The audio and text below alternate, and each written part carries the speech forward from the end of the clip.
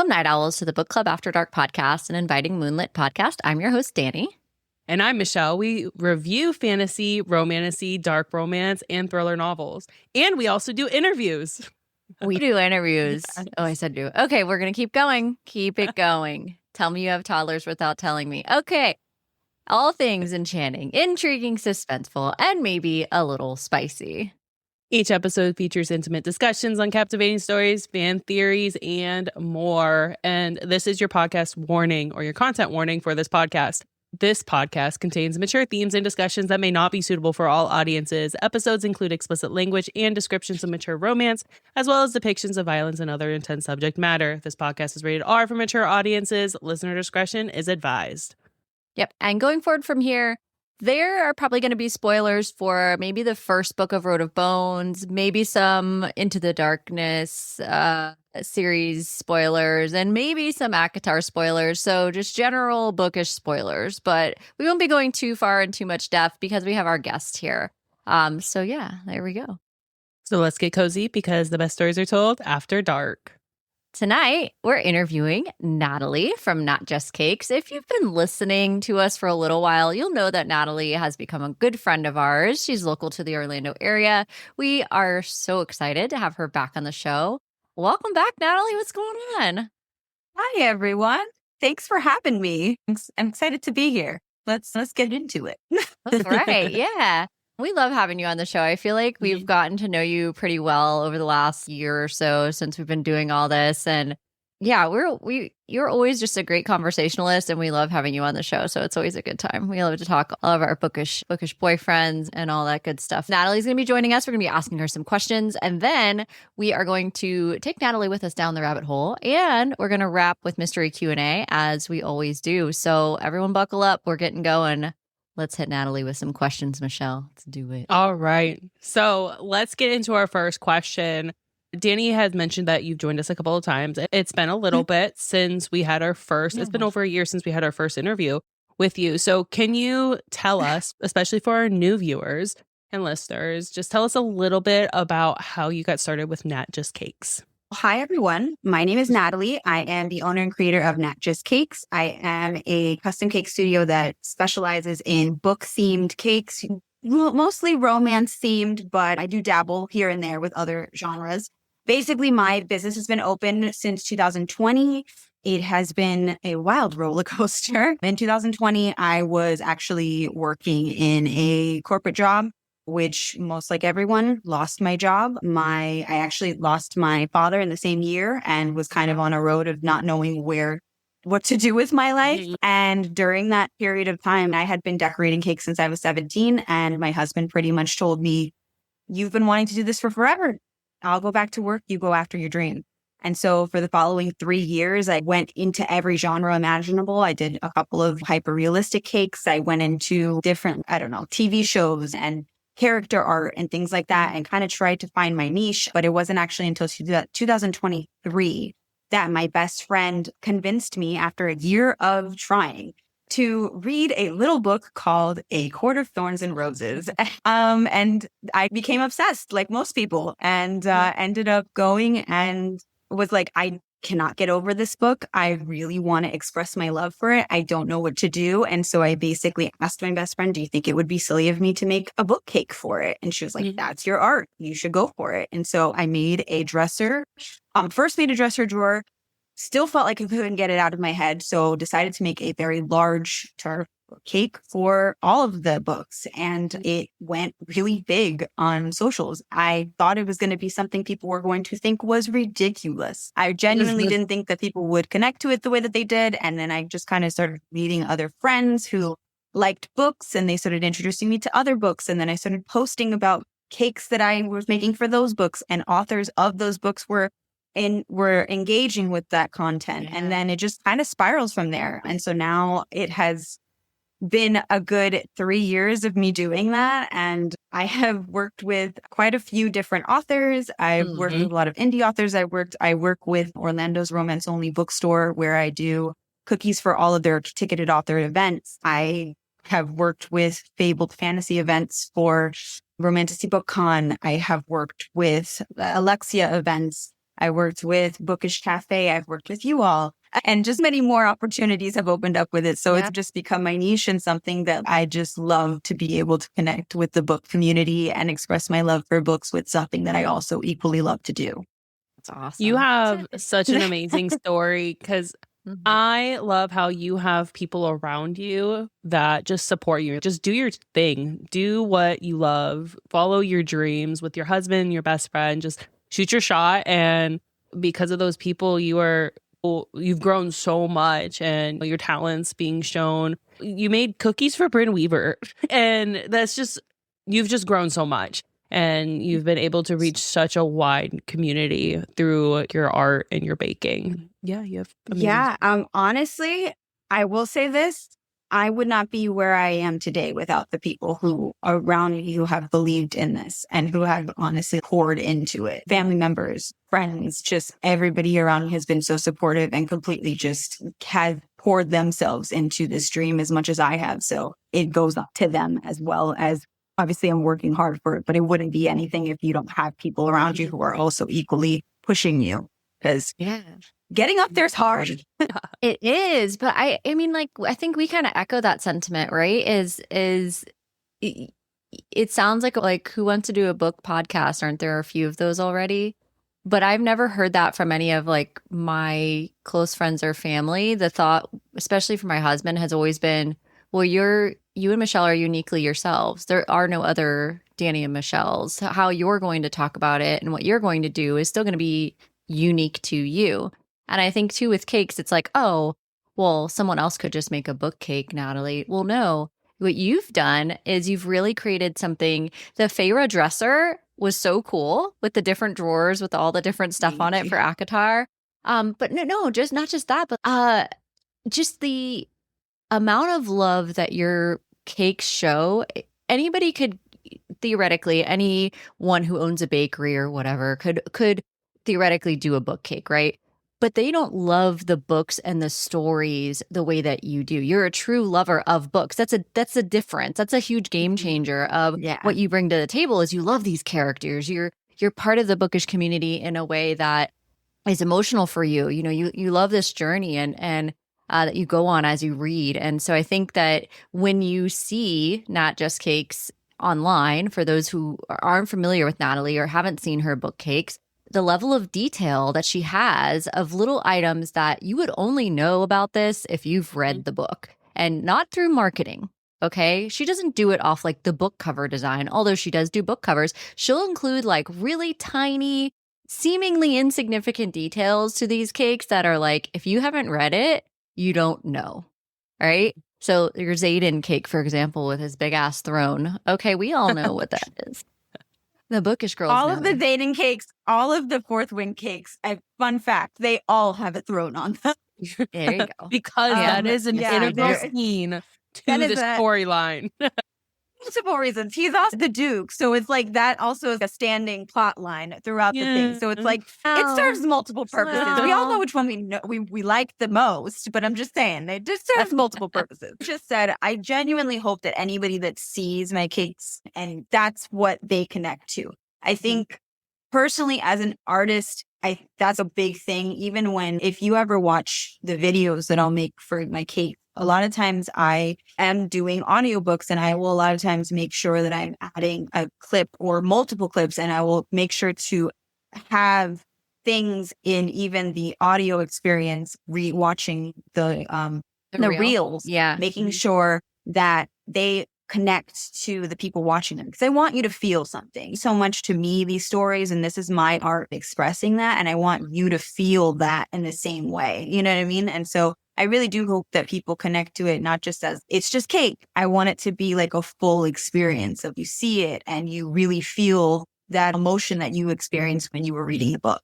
I definitely, that fits the vibe. That is 100% what I get from it. It's a testament to how many times your cakes have gone viral. Twilight, all your Twilight cakes, the Twihards are like about them. They go viral every time. Rebecca Yarros has noticed your cakes. I mean, this is a huge deal and it's incredible. And I've really enjoyed watching you grow and can see you continue to grow with this, because I think it's only going to continue to get bigger and bigger, which I'm going to ask more about in here in a minute. But what I want to first ask you is, what was your favorite cake or cookie set that you made last year and why? Well, that is a hard one. That's fair. Honestly, I have to say, and maybe it's because I'm re-listening to it right now. Maybe it's because it is my Roman Empire series. You know this. Boys of Tommen is legitimately going to be my favorite. And I will never stop talking about that series. But I feel like I went so hard. If anybody's read that series and they have not seen that cake, please, I ask you to go look at it. It is, you will understand every single piece has such a specific meaning to it, has such a specific connection. Got lockers. Every single tier is a locker representing the fact that they are in high school. There's details from the fact that there's a bottle of Jameson on the top of the cake that is pouring down on the first 4 tiers of the cake, because that signifies, yes, it signifies a specific person being involved in basically pouring over their life for the first 4 books. And then that stops because they're no longer there. And so it's just, even the audio. I actually found out the other day, because I keep seeing videos popping up on my timeline where my audio that I made for that cake keeps popping up with people using it. And I went on TikTok to see, let me see the original video, because I guess you can look at the audio to see how many times it's been used. It has been used in over 1,400 videos. Wow. And I put that together myself by listening to the book, by doing screen recordings of the audiobook, and then stitching it together on top of the song, and then leveling the sounds and everything. And also 1,400.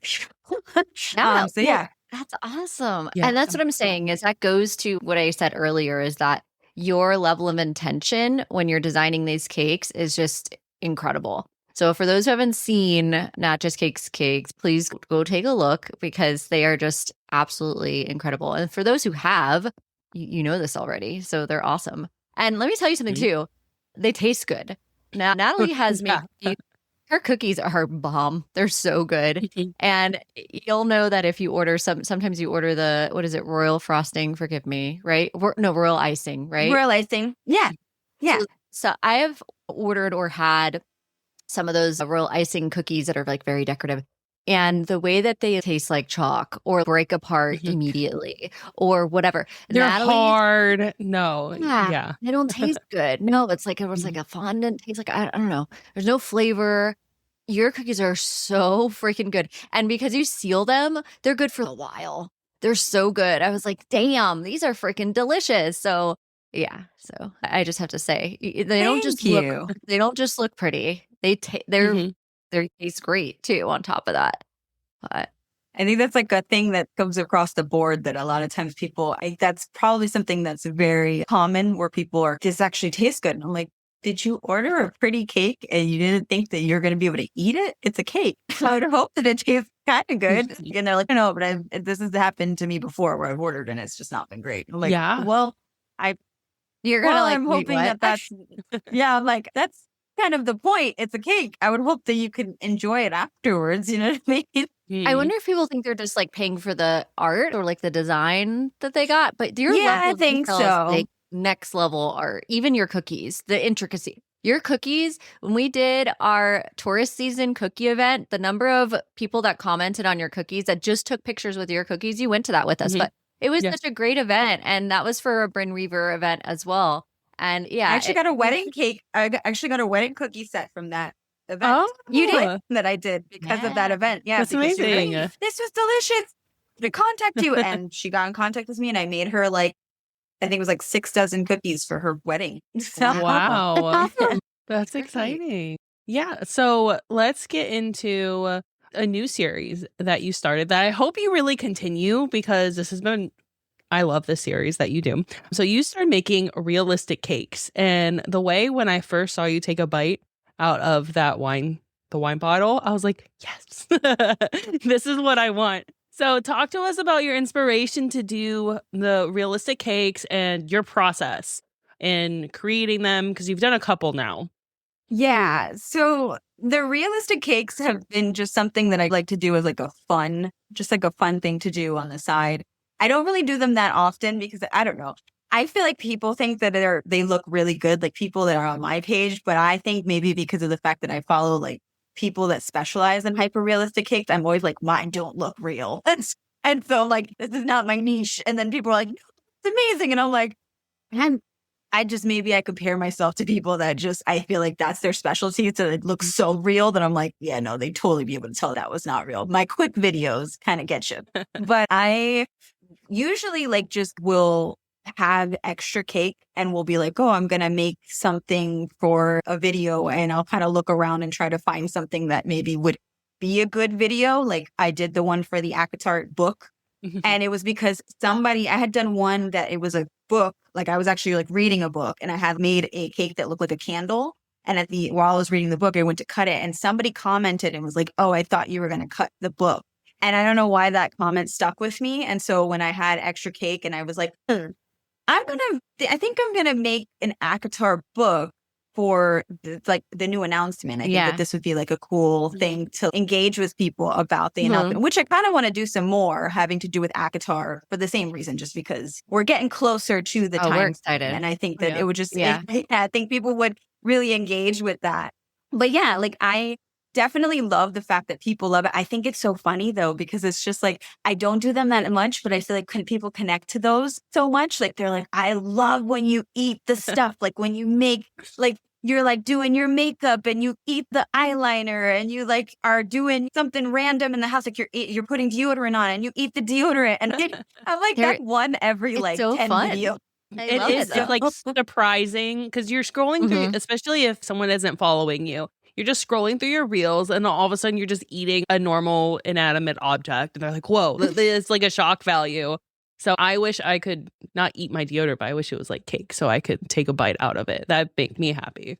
Well, I'll definitely be having to make some more because I tell you, I've been hearing it so much lately that I'm like, maybe this is a sign. What do you want to make? You need to start making some more of these. What do you want to make? Yeah. I don't know. I've been thinking about what would be a cool thing to work into the whole ACOTAR release because I've been wanting to do more content for that. And so I was thinking of doing like an intuition razor where I was like looking like I'm shaving my legs and reading a book and then I go to eat it. It's like you're so into your book you're and eating then you a razor. Oh my God, girl. Yeah.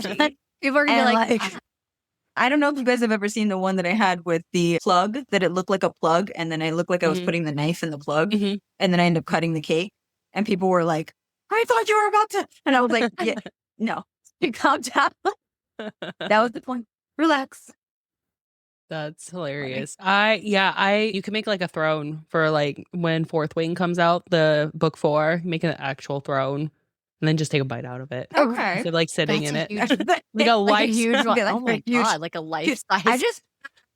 I could always put like make a sheet cake and then put it like on the bottom or the backing of my chair and then just cut that one part. You know what I mean? Yeah. So it's not like a unrealistic thing to do. There's some people that do that anyways. I've had people that I've watched that it looks like they're cutting something like you would assume that, let's say like they have a flip flop or something like that. And you're like, oh, they're going to cut the flip flop. And then they end up cutting the floor underneath it. Yeah.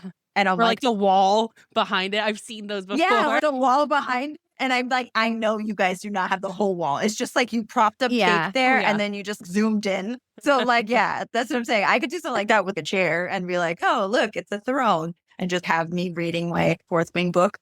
Great. Like on the throne behind you. And then everyone thinks it's the book because you've done the book before. Yeah. Or like hold the book closing.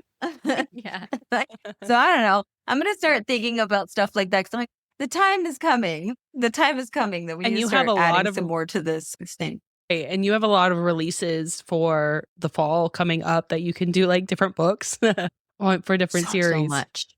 Which leads to our next question. There's so many. What does Nat Just Cakes, that you can tell us about, what does Nat Just Cakes have planned for 2026? What's going on? We're in May already. What are we doing? Where are we going? What do we've got on deck that's big? Can you tell us anything or any plans you have? Anything you think you're going to do? I know you just said you're going to do some ACOTAR stuff. What Fourth Wing's coming out? We got another Quicksilver book on deck.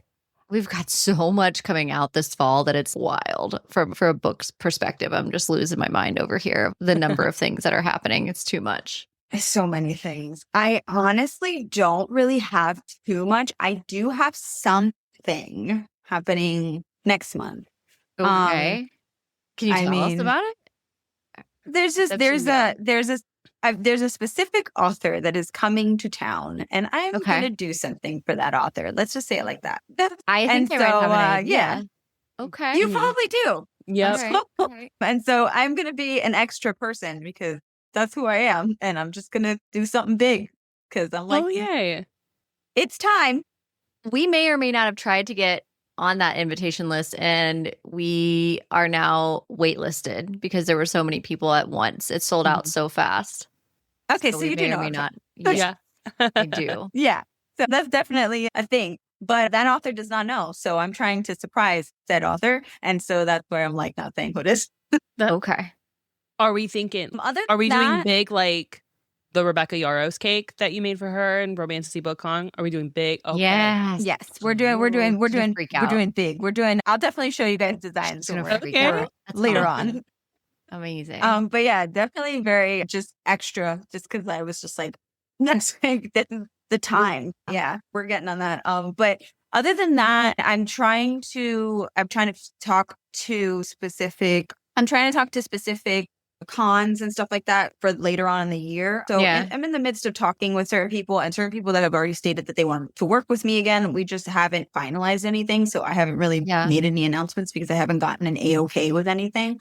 And then other than that, it's just been like, I'm waiting to see if anything big is going to be going on for any of these release parties and if anybody wants to get a cake. I haven't really heard anything. It's been a really, really weird year for me. It's been a really weird year this year. Last year was like, I was back to back to back to back. And then this year, it's been very halted. But I almost take that as if things are halted after going through a year of just nonstop, something big is brewing. I don't know. I always think that like that. I'm like, there's no way that is just a halt for no reason. I always feel like there's a reason behind it. So it's like, okay, so there has to be something coming up that I'm being like stalled for. So I've just been taking it wave by wave. What are we working with? What are we doing? So we'll see. There's a lot of stuff that's going to be more so towards the end of the year. Like you guys said, a lot of releases. There's a lot of cons coming to town. There's a lot of different things, but they're all after the summer pretty much. Yeah, but the Orlando area, I feel like, is blowing up even more with Bookish stuff. There's more people coming here than ever before. There's more Bookish events happening than ever before. There's more indie bookstores than ever before. There's 10, without exaggeration, in the Central Florida area opening in the next 3 to 4 months. Well, I think that's just also, it's just the book world in general. I was literally talking to my husband about the fact that it's just crazy to me, like the amount of book announcements that have happened in the last few months from Amazon, from Netflix, from all of these different production companies that have just been stating that they're doing like romance book. And I'm like, they've caught on. Yeah, look at they've understood. Look at that. Heated rivalry is insane. Did you see that Rebecca Yarros had announced that some of the people behind the creation of Interstellar, the Christopher Nolan film, are part of the Fourth Wing? So not only do we have Michael B. Jordan, I did not we see also that. have some of the creators from Interstellar, which is just like fucking mind blowing. The way that Rebecca you guys are Yarros, going to do this right. me. You're going to do this great. Oh my God, she does. Oh my God, let's talk about that. You've met her. Can you tell the story? Because some of our new listeners may not know this. Okay, tell us the story, Natalie, of what happened in 2025 with Rebecca Yarros. Give us the tea, please. Okay, so essentially, it was funny because it was an interview. You guys and me had a conversation right before I think I reached out to her people, and pretty much the year before I had reached out to Fable Fantasy Events to work with them, and they had stated that they weren't able to at the time. And then the next year, I was kind of felt like that was a good connection because it didn't seem like I was just trying to reach out just because I was like, hey, so you guys have something that I can gain from you. It was like, hey, I tried to work with you before. So hi, you don't have to pay for me. You don't have to pay this. Hey, you got to count down. Okay. Let's say 3, 2, 1. You don't have to pay me for this. I'm like, I just want to make a cake for her. Like, I want to meet her. I want to make a cake for her. I didn't know if they would respond to me. So I emailed her people through like her website. And then I think I emailed like Disney, and it was just like desperate. I was like, answer Someone. me. So I messaged everyone. Yeah. And so Fabled Fantasy Events were like, yeah, that'd be great. You can definitely come and we can leave it for her and we'll leave a note and state that it's from you. And I was like, hey, that's great. I'm super happy about that. And then about 3 weeks later, I got an email from her people, and it was like her PA, and she was like, hey, she actually knows who you are and she actually loves your work. And so she would love to meet you and you to be able to give her the cake. And I was like, no way. Oh my God. And Great. so, Yeah. I basically was able to Fable Fantasy Events, probably just amazing people. The two ladies were amazing. They were kind with me and it worked with me to be able to bring it in. And basically I had it set up in front of her door, in front of her room that she was signing at. And we met each other. She so nice, was freaking out about it. I have a whole video. It was like a huge highlight moment of last year. Like I'm still pinching myself over that moment. So sweet. And she actually signed my book and it said, thank you for my cake. And That's cake was epic. epic. That's amazing. No, Oh, but yeah. the cake was so epic. Oh, the level. Thank you. And it lit up and everything. And so, yeah, it was an epic moment. And then she ended up, I was honestly so happy that she had reposted it because obviously she's reposted a lot of my stuff, but she reposted it when I had posted about me giving her the cake. And so I didn't really expect anything beyond that. But then when she had posted the video or the compilation pictures for the event, not only did she include a picture of my cake, but she also, which is still on her page. So I'm like, hey, but she also gave me a shout out and was like, thank you so much, Nat Just Cakes. Wow. And for my amazing cake. And so I'm like, I minted on her page. That's so cool. Yeah, it was a big moment. It was a huge moment last year. And that's where I was saying that I don't think that if everything was going so fast, I don't feel like I don't think that anything happens for nothing. I think that it's going to be something that maybe is brewing in the background that I'm not hearing about. And then eventually it'll be shown to me later on in the year. So, yeah. For anyone who's listening at the end of this, we'll let you know how to get in touch with Natalie if you're wanting to place an order for a cake with her, or you're working for a publishing house or anywhere like that where you might think, hey, I want to reach out to Natalie to help promote whatever said book. It might be a good idea. You can reach out to her. She'll leave her details at the end of the interview so you can reach out to her. But we'll also be posting this on our socials. But Natalie, you were incredible. I think Michelle has her next question for you. So we talked a little bit about ACOTAR and how you got started with ACOTAR, and your most viral, or one of your most viral reels, was your ACOTAR cake in 2023. So with ACOTAR 6 and 7 coming up really soon, what is your favorite ACOTAR theory for what's to come in the next books? Yeah. Okay. So my favorite is that, and I don't even know if this is a theory. I think this might be my theory, but maybe I read it from somewhere else. I have no idea. But this is is it like prediction or theory? I guess it was the same thing, right? Yeah. Same? Yeah, same thing. Okay. So I do think that as much as everybody's going to probably fight me for this, don't fight me for this. I know that the shipping wars go deep. Please understand, my opinion is my own opinion. I think that Elaine is going to end up with Lucian. I think that she is. Okay. I think at the end of the day, the bonus chapter solidified everything for me. I think that it's one of those things where there's no reason why an author would add a bonus chapter like that if she was just going to be like, nope, it's not going to happen. You know what I mean? Like, would you do that? There's purpose.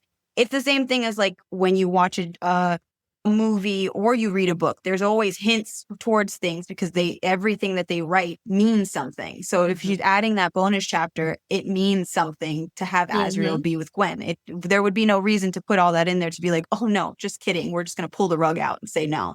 So I think that she's going to end up with Lucian. I do think that there's the whole thing with them mentioning Elaine going into the night court in Akasef, where they basically mention how Black sucks the life out of her and everything like that. I think that Lucian finding out that he is Hellian's son is going to be a big factor in him having his own court and him being able to take that over to have Elaine live with him in a different court that's not the night court. And so it gives a more vast understanding of the realms and of the lands instead of it just being like everybody's in the night court because everybody matched up in the night court and then everybody stays there. It's okay. This causes our perspective to zoom out because you have to know what is going on with Elaine over here.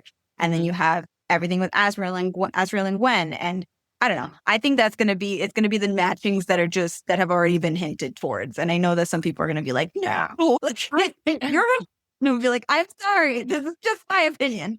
I've heard that theory. Theory, and I've heard that people think that Lucian's going to take over the Spring Court because Tamlin ran it to shit. Yeah, so... But why would they mention Helion? Why would they mention him being Helion's son? And then he's the only... Exactly. I would agree with you, Natalie. Yeah. I think you're on. I just feel like I think that with authors and with screenwriters and with any type of like media, you have specific things that are mentioned because there are purposes for it. People don't, because it would be like, okay, so why would you write that out? Why would you mention this? This means nothing. You know what I mean? It's like everything has a purpose. And so if these things have been purposely pointed out, I always think that it's okay. So that means it's leading somewhere. Nothing that, because it's like, I feel like sometimes people form opinions based off of this could happen. And I'm like, okay, but I get that it could happen. But if she wrote that this did happen, then that's probably the direction she's going to go in. And yeah, that's just my opinion. Hellion, that's kind of remind me, Hellion's Dawn, Court of Dawn, right?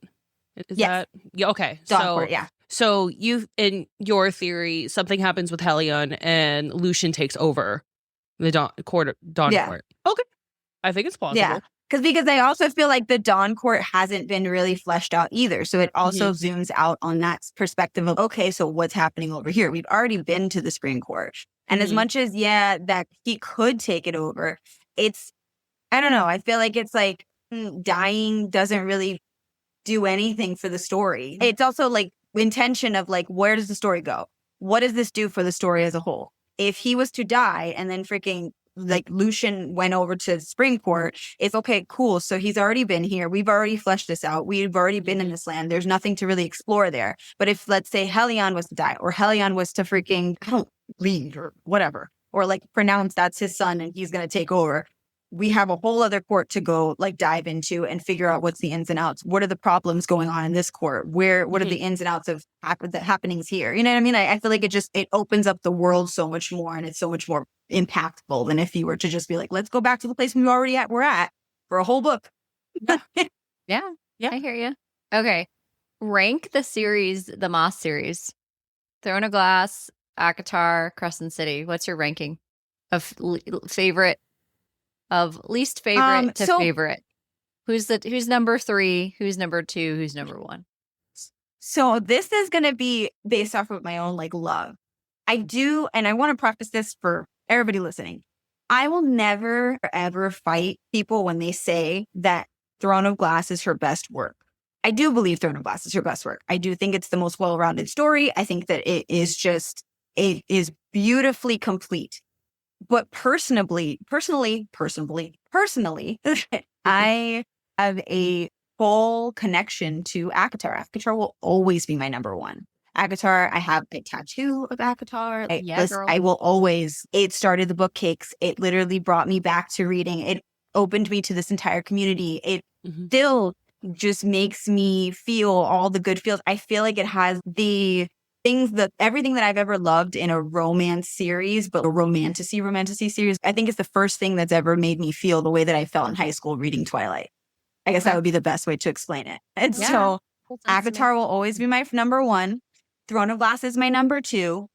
Crescent City is my number 3. Oh, Natalie. I'm in the field. Listen, I think Crescent City 1 was great. I think Crescent City 1 was wonderful. I even think Crescent City 2 was good. I really genuinely liked it. And I thought the ending was wonderful. I was not a fan of Crescent City 3. And I will say this, it might have been because I heard so many theories leading up to that I feel like people went so deep dive into things and they brought all these different things going on that they believed were going to happen because of how the second one ended, that I feel like maybe my expectations and my theories were like act up to a really unrealistic degree to the point where when I did read it, I was like, okay. Wonder, That's do we fair. have that concern for 6 and 7? Because I'm a little bit concerned about that. Because I feel like there's been such a gap since our last ACOTAR release that the hype for 6 and 7 is so unbelievably high that it's like, can SJM even ever reach? She's never going to make everybody happy forever. Well, I will say this. I think that the fandom definitely reads into things much harder than I think she might, because of, even with her call her daddy thing, when she was like giving her all the questions, she was like, I don't know. I don't think about that. Like, where's the guy getting this from? And I was like, okay, cool. So you probably don't overly think about this the way that your fandom does. Your fandom goes hard. So I don't know. I feel like, to your thing, I'm avoiding theories to the 10th degree with this release. I'm avoiding it to like all hell. And I don't know if you guys noticed that the 6th book is gonna be basically like a novella. It's 387 pages or something like that. So so I'm wondering why that is. I'm like, are we doing the same thing with the ACOFAST? It's like you're trying to ease us into maybe a new way of, and then in January you're just gonna narrating. Crush our souls. Yeah. Like I'm like, I don't really. Why are you doing that? Are you gonna like end it on a really weird note? I think she did say in the Call Her Daddy interview that if she didn't break it up, how she's going to break it up, it'd just be like one fucking huge book. And she didn't want to do it that way. She said that the bindings wouldn't stay together. Literally, it wouldn't be a book. Like old school encyclopedia. Yeah. And I feel like this is just her because she has trailblazed the way for romantasy. And that's not just saying that she's the best author, which she is a top tier writer, but she has opened the door for so much romantasy. I think what she's doing here is now she's going to do a new format that will also change maybe how other books will be written or how other people release or other authors release their books. Instead of waiting until they have a huge chunk of a story, why don't we release it in parts? So you're not waiting, 5 years for a book, but we can get it in increments. So maybe it's just going to be a new way that we consume books. I mean, I've read books like that. It's funny because I'm going to hop back over here, but is listening to Boys of Tommen, and I was laughing because I literally told her, I was like, just so you know, I was like, the first and second book are one story. And I was like, and it's literally like broken up into 2 stories and they're super big. And I was like, the way that the first book ends is literally in the middle of something that's happening. It's as if you were watching a movie and then you're in the middle of a scene and it's like, make a decision. And it's like, the end.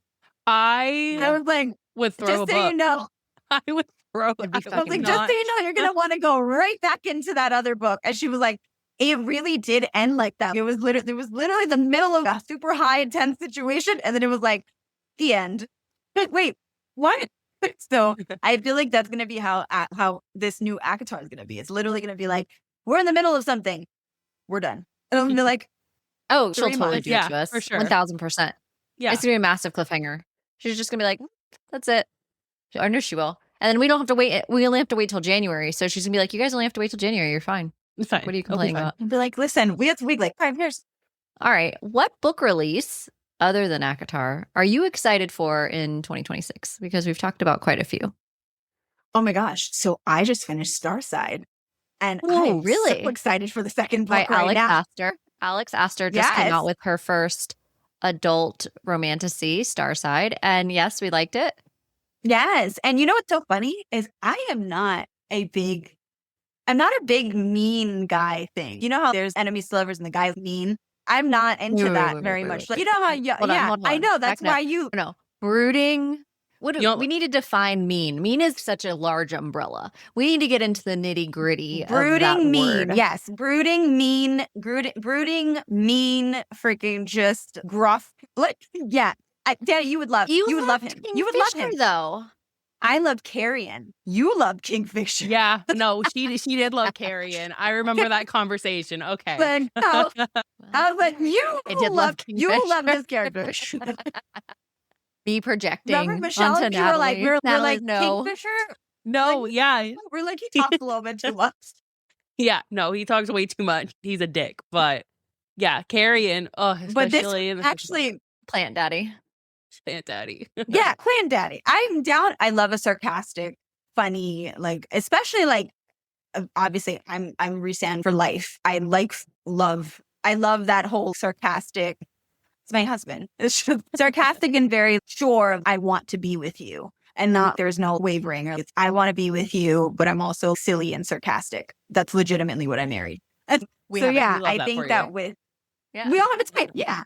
I was like, and I'm a fantasy type because I know your husband's not mean. No, True. I'm probably meaner than him, I think, if I think about it, but I don't know.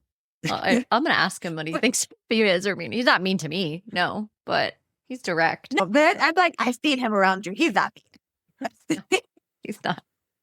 I don't think you can But- get away with that, honestly. But anyway, continue. But yeah, I think that you would love him.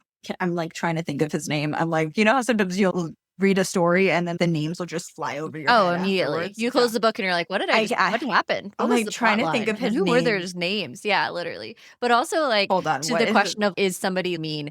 Michelle and I talk about this all the time. We like our men toxic in our books, not in real life. I think that, and I actually got his name. I think that you would really like Harlan Raker because he is very, very moody. And he's like, I feel like he's really mean, but he does nice things for her. So it's like one of those things where it's like he's mean as hell. And I don't know why I like, The grumpy was is like so grumpy interested. sunshine. What are we doing? Yeah. yeah, it's Grumpy Sunshine for sure. Okay. For sure. Like, and she's a really like sing FMC because I feel like she's still like on the I'm being positive about this, even though these really crappy things are happening around me. And it ended on a space where I was like, okay. And it was very slow burn. And then when it hit, it hit for so long. I was so surprised. So I was like, I was like, this scene is still going. Oh my God, it's still going. I think And she's mind been you, I'm- waiting the yacht author, right? So I feel like maybe she's Yeah. like, Mhm. this is finally her first adult romantasy. Yeah. And I'll be honest with you. She's one of the authors that I have her trilogy. It's above me right now on this bookshelf behind me. And I've had it sitting up there for the longest time. And the way I just haven't read it yet. It's just there. The light, what is it? Lights. Read Light Lark. Light Lark, I thank you. thought I did. I was going to at one point because when I posted that compilation video, the one that's like my one really big one that made Yeah. me like be big or whatever, she commented on it and was like, "Oh my God, this is amazing" or whatever. And I remember I was like, oh, yeah. "Jerk," and then I just never went. I don't know why I didn't get around to it. Like I just never did. And then it kind of gonna make a- finished. And then I had heard people. Are you Oh yeah, cake making a Starside? Starside cake for sure, for sure. Yeah, I already amazing. like Well, now commented I on have everything. to I was like, I Yeah. Starside cake.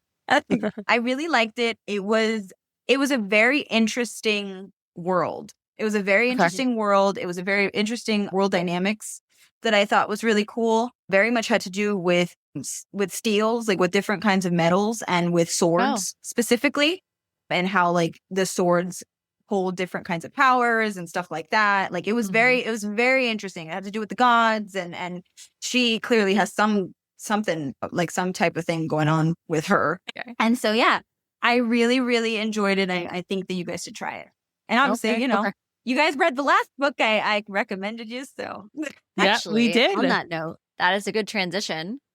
Michelle, So let's get we're- into it. Let's Yes. do it. Our very fun game that we like to play with most of our interviewees is Fuck, Marry, Kill. So we're going to do Road of Bones because this is the series that we are on right now. And it's a series that Natalie had recommended to us. It's all your fault.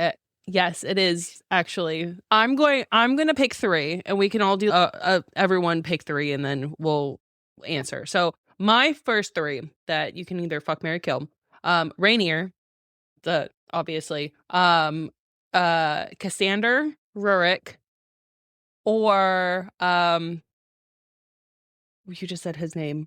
Ivan. Okay. Ivan. Ivan's the only one. I don't know, why am I not thinking of Ivan's That's name? Hecla Ivan. in the Roots of Darkness. Oh, okay. Yeah. I know what you're talking about. That's big. Okay.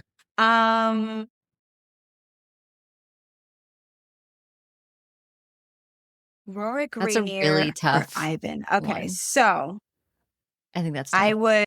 would fuck Ivan. yeah. I would marry Rorik. I love Cassander. Cassander's my Me too. like Of course. like I love Cassandra. Michelle, me and you. Yeah. I love Cassandra. I like Cassandra from the beginning, from the first time he came on the page, and he was just like I loved his character. But again, sarcastic. We all know who I knows what he love. wants. Yeah. now. Charming, but also kind of an Kind of ass. not. Charming. Nope, he's not. So do you like Cassandra's Rainier? not Is that what? yes, Is that you? of course. Oh yeah, I was gonna say. I was like, well, Obviously. grumpy. There's not even a chance. He's the first, without a doubt. No, Hands well, Cassandra, and but that's what I'm saying. Me and Michelle, same. But you're gonna kill off Rainier? I would kill off Rainier. I like Rainier. Don't get me wrong. Brutal. Wait, fuck Rainier. Maybe. Just because Maybe. I feel like maybe. I don't know. I feel like I loved Ivan, but he just pissed for like me off. Rainier, I feel like Ivan was like He was I devoted. feel like he'd be more likely to fuck me. Yeah. Rainier would be like, I mean, he was like, get very the fuck out of here. He paid attention to detail for multiple occasions. Ray didn't pay attention to detail? Yeah, but Ray did after he was like angry and did not He want had to have other- anything to do with anybody. Our guy had other issues happening with him. Okay? He did. No, He he had did. some He had things complete reason to work He out. had complete reason. He had complete reason to. I'm never going to Yeah. take that away from him. And I love Rainier, but I feel like it took a minute for me to get there. I've liked Ivan from the beginning because Ivan freaking was like very charming and very like Fearless. not guarded. Rainier in the beginning was like, That's fair. It's a slow burn. I hate everybody. Get out of here. Yeah. It's Very it's slow for your- him. It's your choice. So that's fine. All right, Danny, what's your choice I then? love them all. I already answered this because Ivan pissed me off. So he's, yeah. And then, Rainier. So Natalie, Michelle hasn't finished all the books yet. So I'm like going to hold off on some of my spoilers. But Rainier, Mary, all the way. Not even a question. Yeah. Yeah, I haven't finished yeah. Dawn of the North yet. I'm through it. And I just then- haven't finished it yet. I actually, killing off Cassandra Rurick is not, I hate that. So I'm going to flip it. Ivan has to go. So Ivan has to Cassandra. go. And then do you We'll bang marry Rainier or Cassandra. do you fuck Rainier? Rainier. Yeah. Okay, you marry Rainier. Yeah.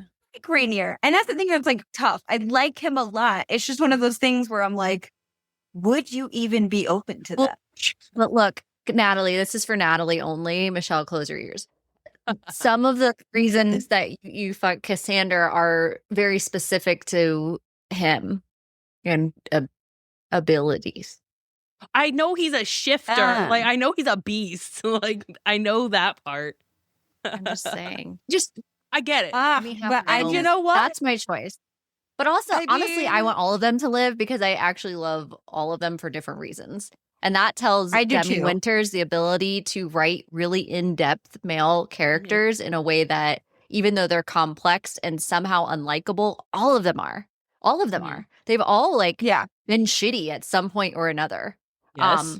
But she still writes in such a dynamic way, which points to why when you said this is going to be another like series that people are going to love, and it just hasn't picked up yet. I know you told us that when we talked about it at Romantasy BookCon, and Demi Winters was there, and she's going to be on the show in June. So we're like ecstatic about this, but I went and I read Road to Bones super fast. And then I was like, oh, thank God there's more than one book out. There's multiple books. I don't have to wait. There's a few books out. Okay.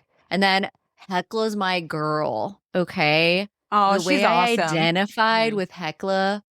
Oh my God. I love her so much. She's like one of my favorite characters I read this year by far. Like she's just fantastic. Really? And she's a That's side awesome. character. Like she's a side character. She gets her own novella, but like, I just think Demi Winters' ability to write multiple points of view very well, and just her ability to really be inclusive of so many different types of people and backgrounds. And she has a gift and a talent for that other authors, I think it's a big part of book talk going broader, is that a lot of the feedback for some of them is like, oh, you're not inclusive enough. You don't have enough diversity, whether it be disabilities or ethnicity, whatever the case may be. I just think Demi Winters has this incredible ability to write really in-depth characters, even side characters, very, very well. And I'm really glad, Natalie, that you recommended the series to us because you were totally right. It's fantastic. I've been loving it. Oh, and can I say, Demi is such a sweet person. I'm like so excited for you guys.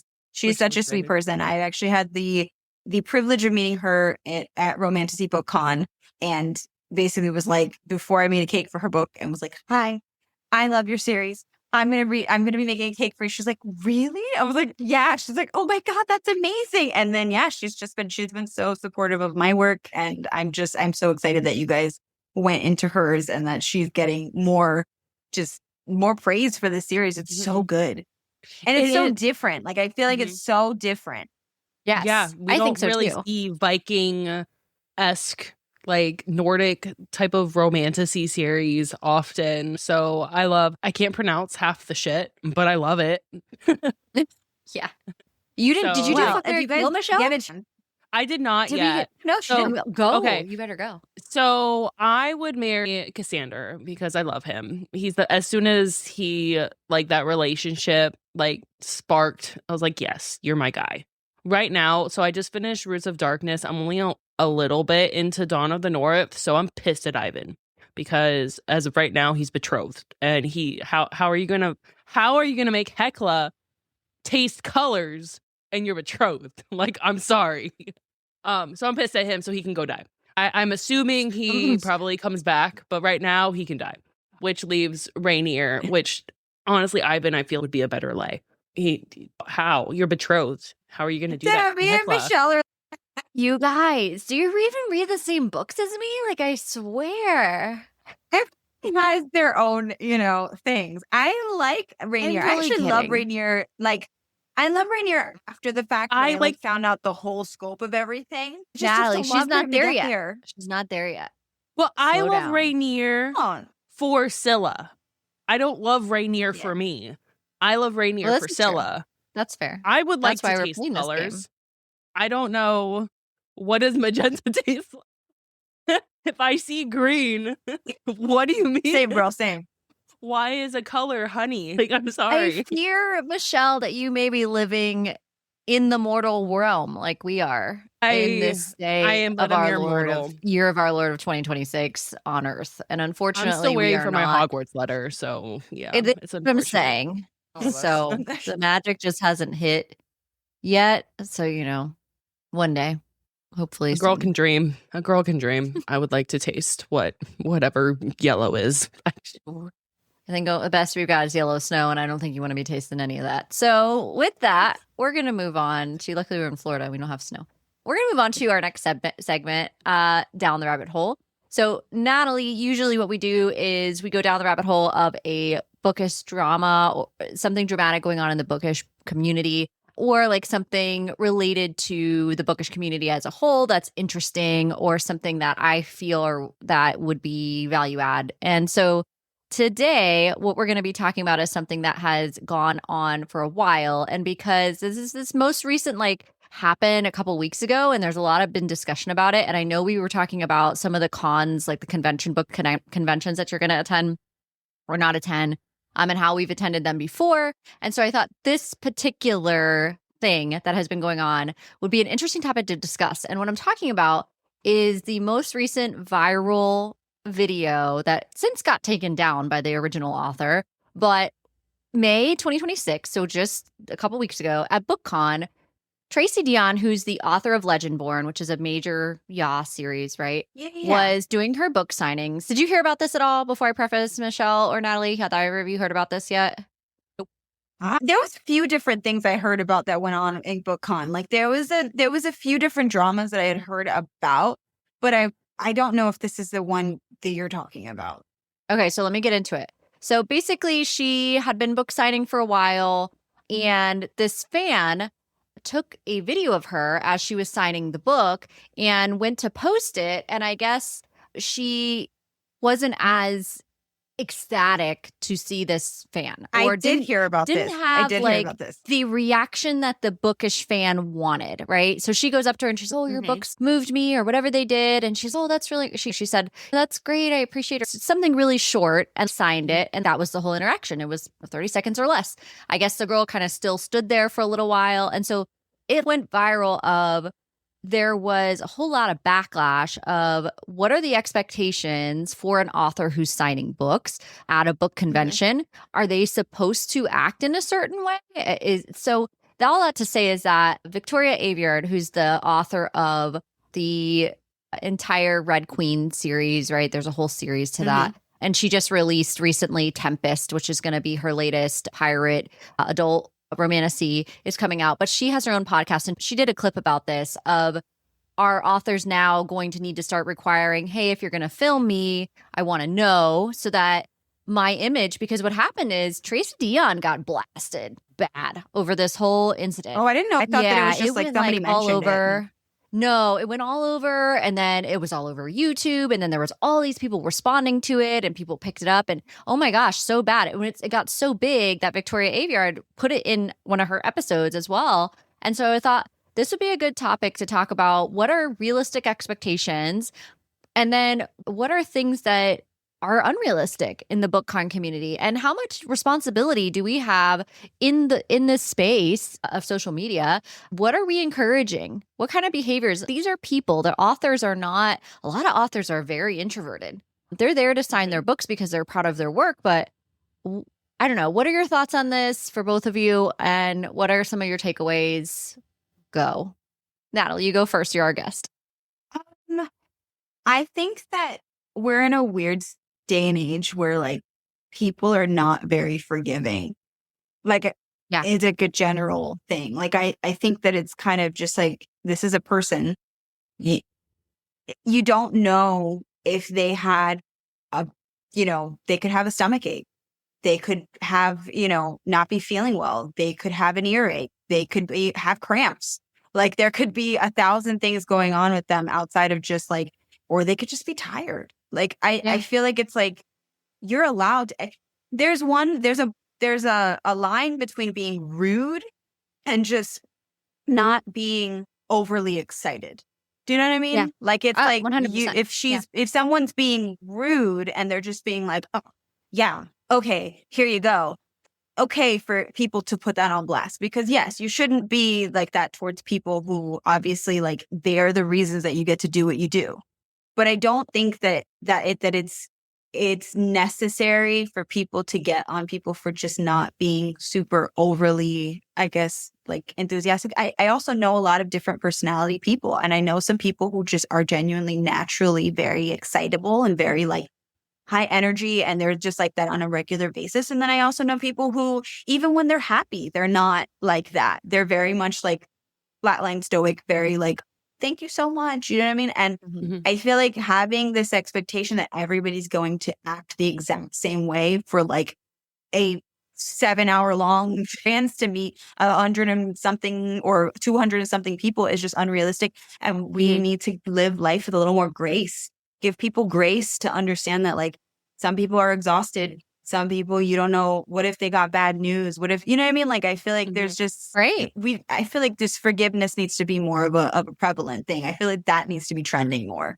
It's like, just be a kinder person to people and not be so quick to be like, well, they weren't smiling. And it's like, I've had, I remember working at a cake shop that I got in trouble because a guest came to pick up a cake.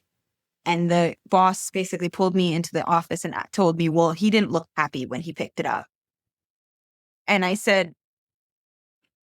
he could have been working and came out of work and been tired. He could have had a stomach ache. He could have like had just a crappy day. Like, why are you like, how is like, that you know what I mean? Yeah. Yeah. So I just feel like it's like, I think people just need to walk with a little more grace. Like, that's not, if she was being rude, that's one thing, but being completely like, her just not having a super, super overly enthusiastic demeanor is, again, that's a long stretch of time. I'm sure that they were signing and stuff. I've read a lot of things about BookCon, about different authors stating that they had been signing for like super, super, super long. Like, it was just like a ridiculously long time, to the point where they were like, by the end, I was like, social battery was done. Like, I had to go home and like grow. And I'm sure that those are people that are outside.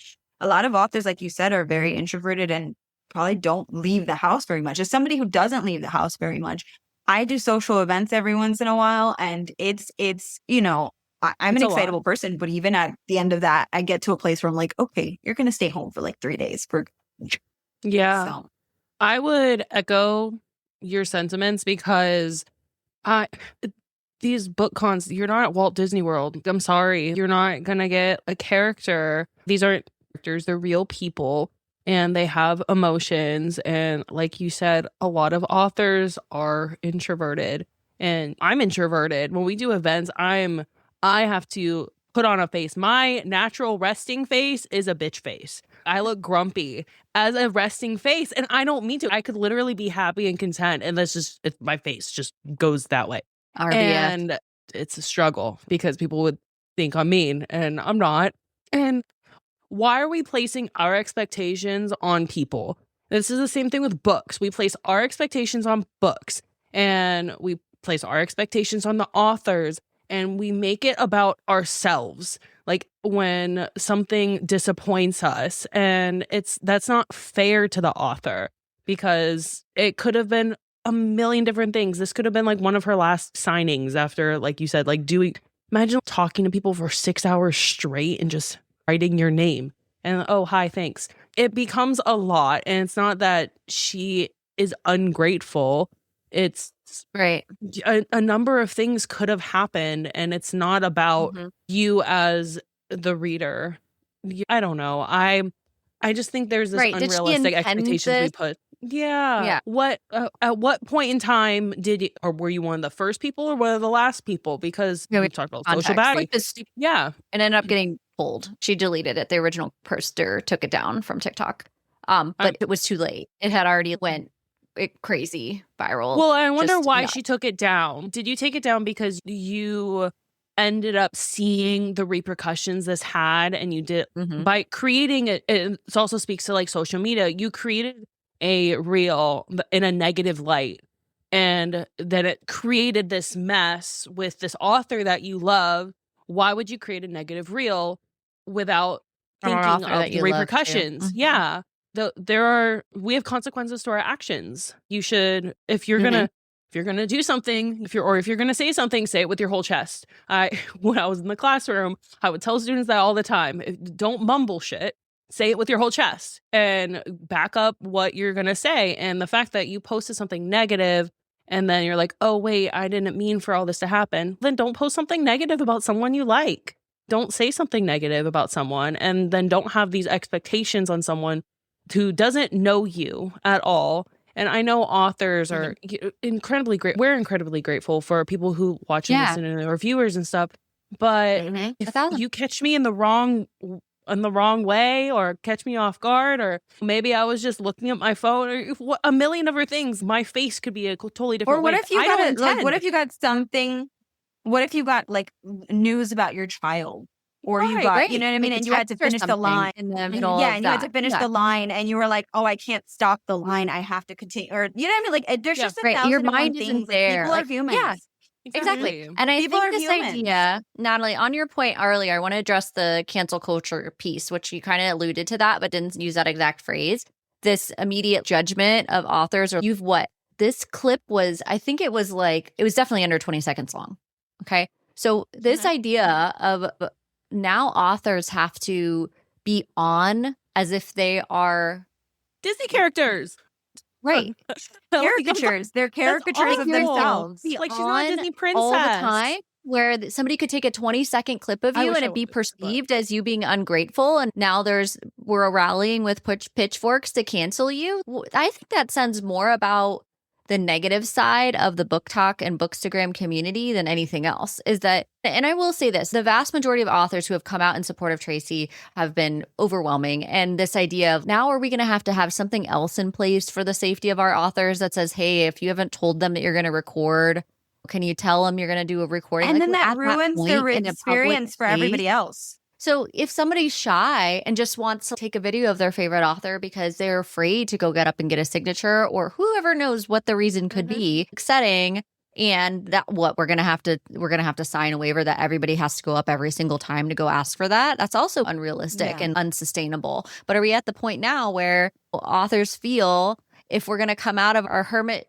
crab house of reading and writing in our solitude to come out and engage with quote fans? Now we're possibly by perceived slight, you're gonna put me on blast, and you're supposedly love my books. To your point, Michelle, what is going on? And imagine like you're like with these authors who are, a lot of authors could be extroverted. I'm just assuming that some authors are introverted like myself because, you know, and like you go out in public and like, you don't know how many events she's done, but imagine like this is an event, you go out in public, you already hate going out in public. And this is what happens when you go out in public. I'd be like, I'm never leaving my fucking house. Are you serious? Well, it's like,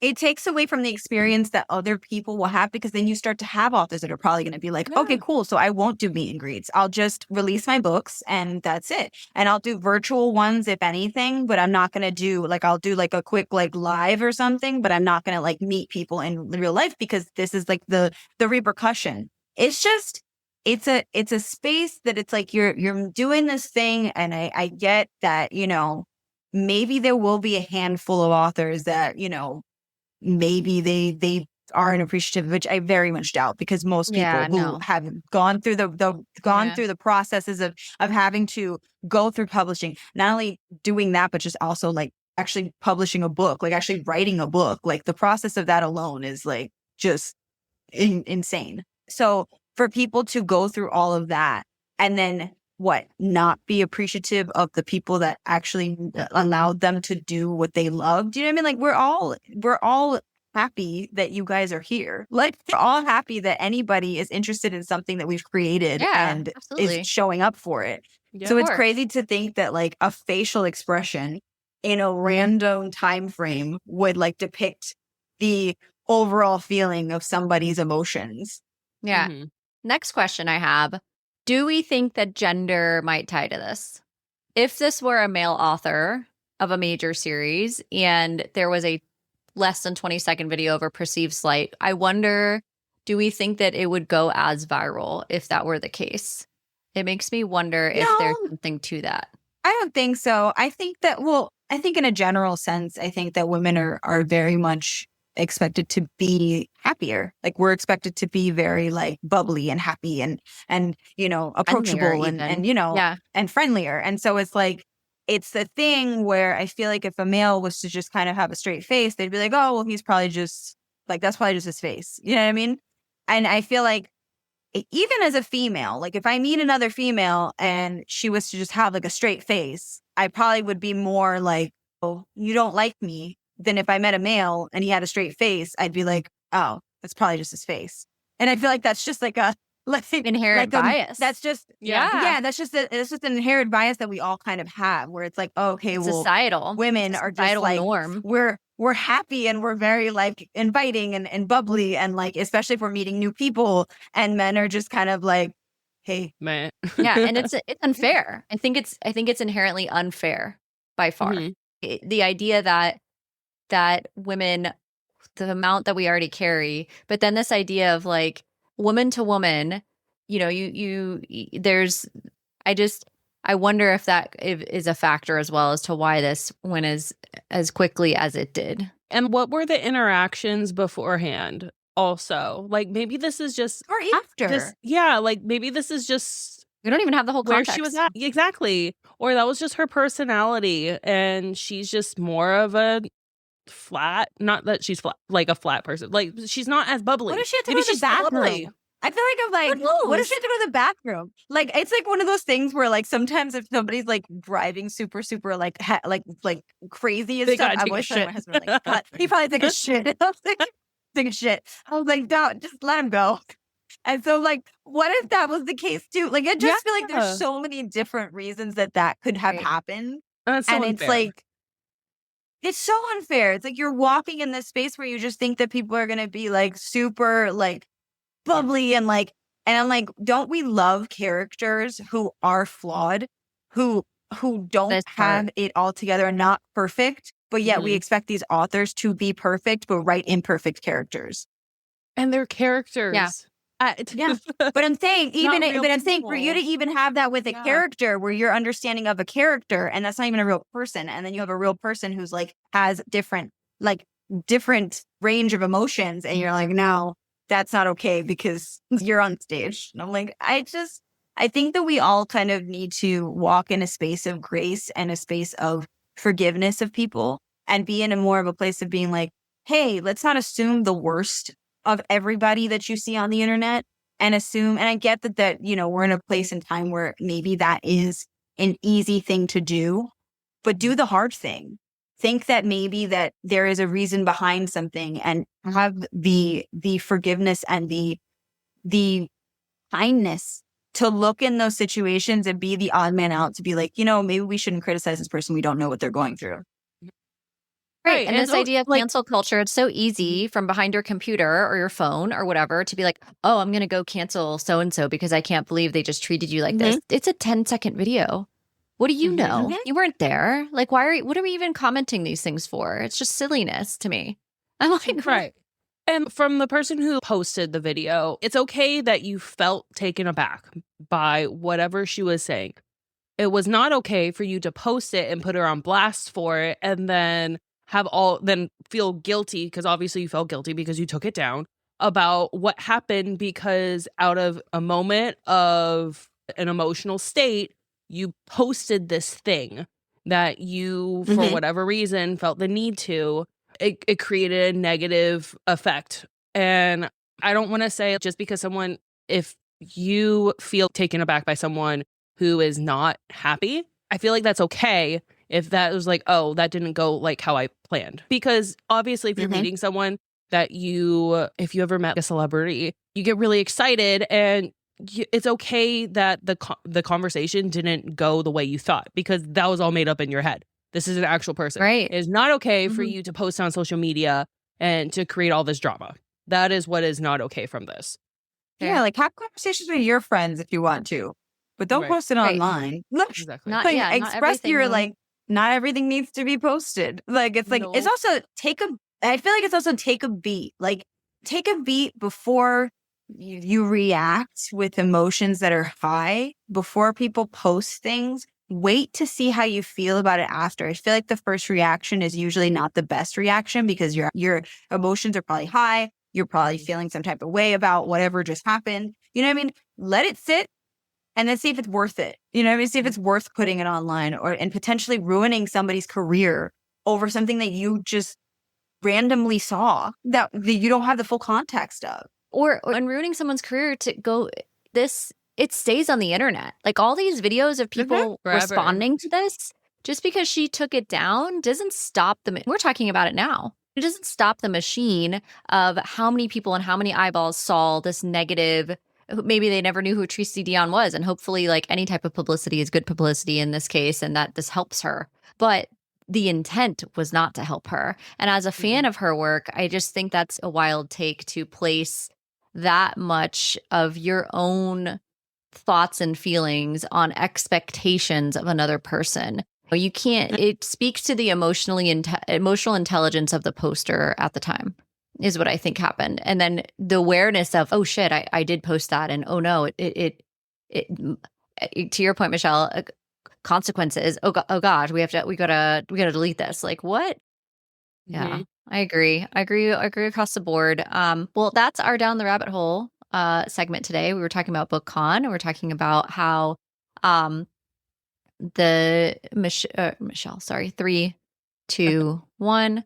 BookCon happened earlier in May in New York City. They had a hiatus for a couple of years, but they're back now, and many, many other BookCons are back. I think what also led to this segment in particular is that there's quite a few more BookCons coming up, not titled BookCon. There are other book conventions, and they are responding to some of these things of how are we going to keep authors coming to these events, and what are the safeguards that we're going to put in place to protect these authors from situations like this that Tracy Dion just experienced.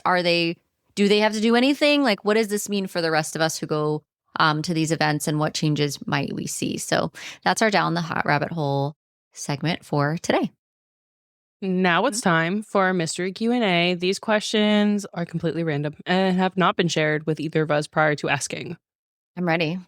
All right. So Natalie, for who we can see her shirt, she's wearing a Surreal Tea company, right? Because Surreal's got to spill the tea. But I want to know, what's your go-to? Do you drink tea, first of all, would be the first question. And then second of all, of like teas in general, what's your go-to tea? So whoever wants to answer first. I do drink tea. I think honestly, this is like one of my favorite coffees and tea. I love lavender honey coffee. And it's like one of my favorites. It's very, I don't know why. It's like I love the taste. I think that it's just very calming. Lavender's unique. Lavender's calming. And lavender is calming. They have the sprays for your pillow. It's like part of a lot of people's sleep routine. Lavender's good. Okay. All right. Okay. So lavender honey in your coffee is really good too. Okay. Good to know. I haven't had that. Okay. I'm not as much of a tea person. It's usually when I'm not feeling well. So I'm Filipino. And for a lot of Asian cultures, there's like this honey citrus like syrupy thing that we put in like hot water, make a tea out of. So that's usually the extent of like tea that I drink. Like ginger in it? What's like in green it? tea. Yeah, it's honey, ginger, and citrus, and like lemon peels and like juice. Okay. So you grab it. What is it, like concentrated or something?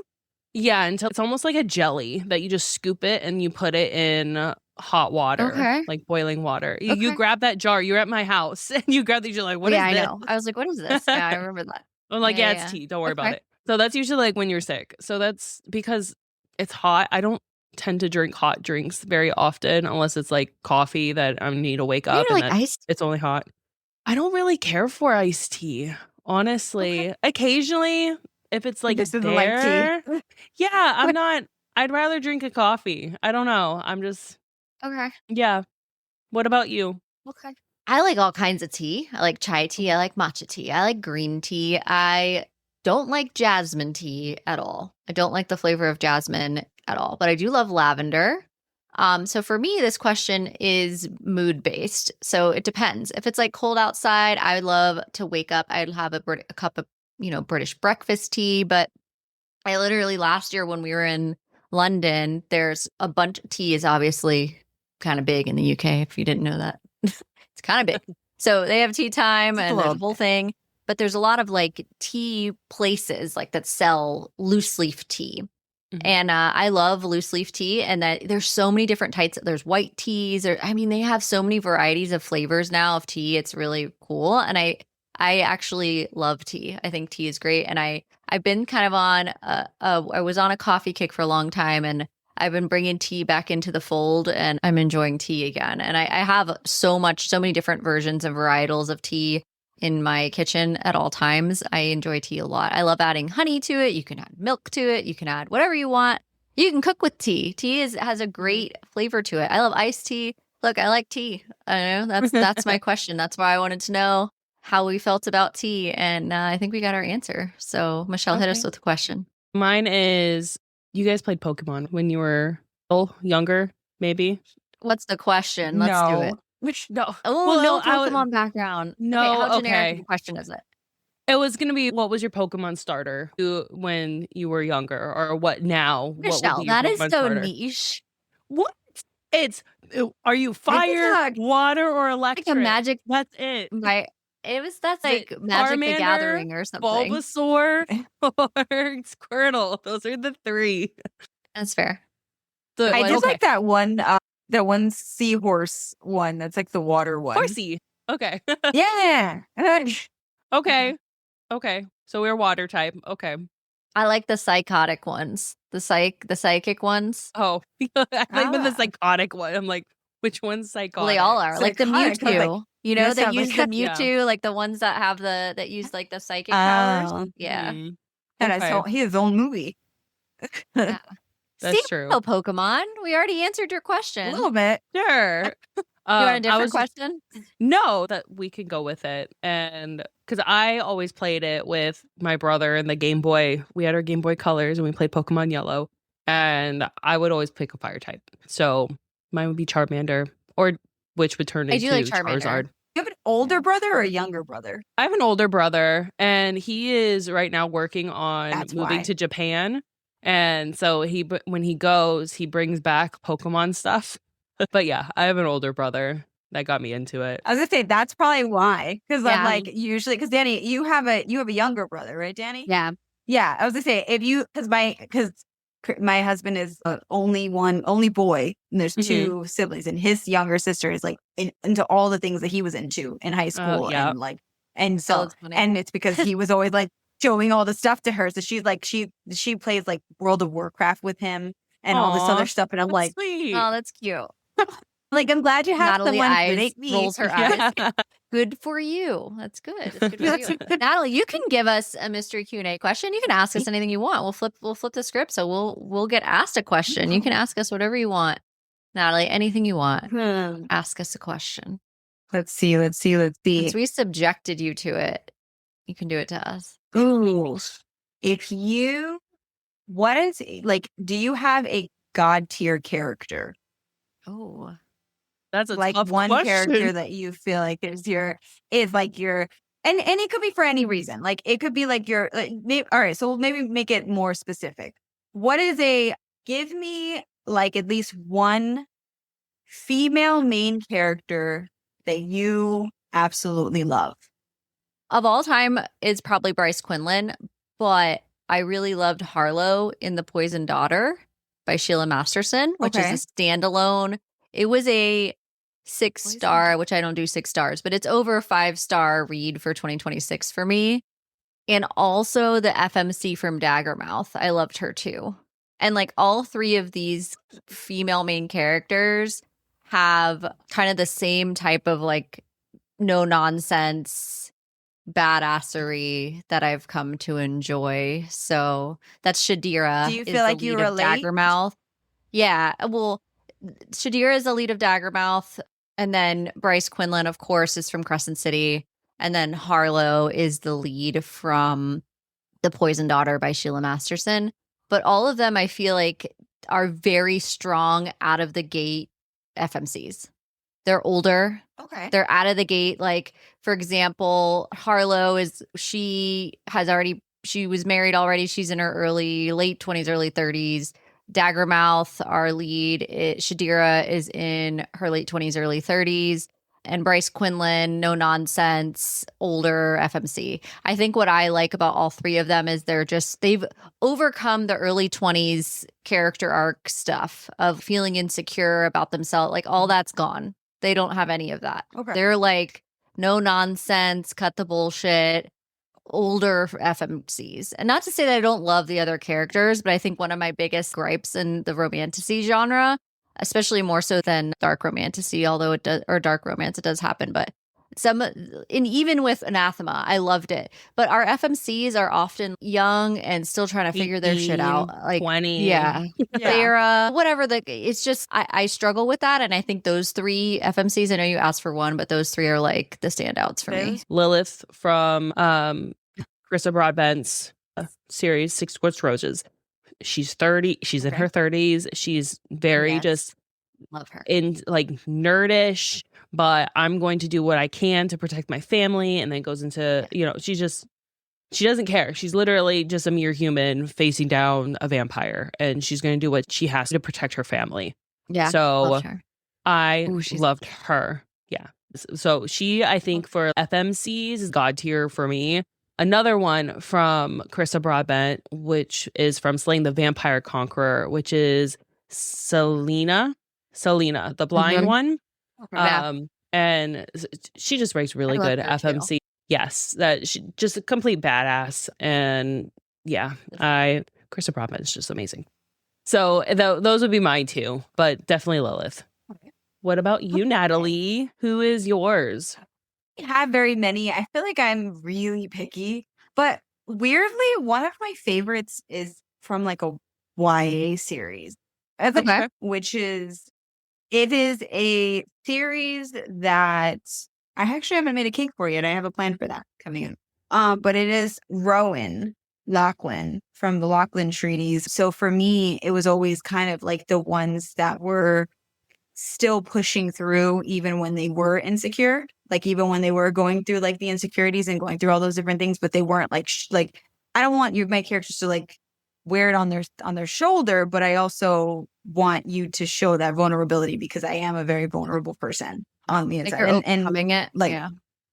Yeah. So like fighting through your But then flip side, anxiety, yeah. one of my favorite characters, which is so funny because I say that, but then I'm also like, but one of my favorite characters is Manon. So I don't know. She's fantastic. Yeah.